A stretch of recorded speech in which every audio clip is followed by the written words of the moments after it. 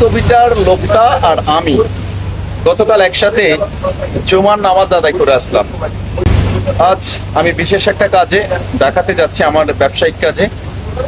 তো কিছুক্ষণ আগে যখন আমি ফেসবুকে ঢোকার পরে দেখলাম শিহাব হাওলাদার একটা পোস্ট দিচ্ছে, এই মানুষটা নাকি আজ সকাল 6টা 25 সময় তার নিজ বাড়িতে ইন্তেকাল করেন। ইন্না লিল্লাহি ওয়া ইন্না ইলাইহি রাজিউন। তো দেখেন, সবচেয়ে কষ্টের একটা ব্যাপার হচ্ছে, আমি প্রতিদিন যে মসজিদে জুমার নামাজ আদায় করি, আমার এলাকার যে মসজিদে, তো সেখানে যাই।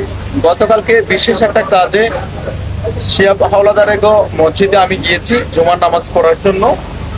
জুমার নামাজ শেষ করে আমি যখন বের হই, ওনার সাথে দেখা হয়। ওনাকে আমি জিজ্ঞেস করলাম, দাদা আপনি কেমন আছেন, ভালো আছেন?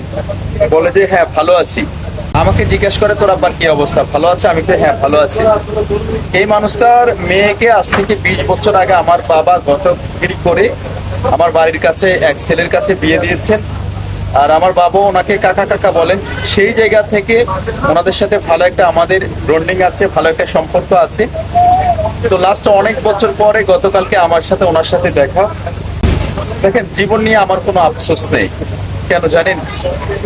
কারণ আমি জানি this is my last day, this is my last hour, this is my last second. কারণ আমি জানি আমার জীবনের প্রত্যেকটা দিন শেষ দিন। এই মানুষটার সাথে আমার এইভাবে দেখো, আল্লাহ রাব্বুল আলামিন যেন ওনার জীবনের সমস্ত গুনাহ ভুল ত্রুটি সবকিছু ক্ষমা সুন্দরভাবে দেখে ওনাকে বেহেশতে নসিব করেন। মানুষটা অত্যন্ত ভালো ছিল। আমি বাড়িতে থাকলে ওনার জানাজার নামাজ পড়ার জন্য শরীক হতাম, যত ব্যস্ত থাকি না কেন। কিন্তু ভাগ্য অত্যন্ত খারাপ, যাচ্ছি একটা কাজে ঢাকাতে। সবাই দোয়া করবেন।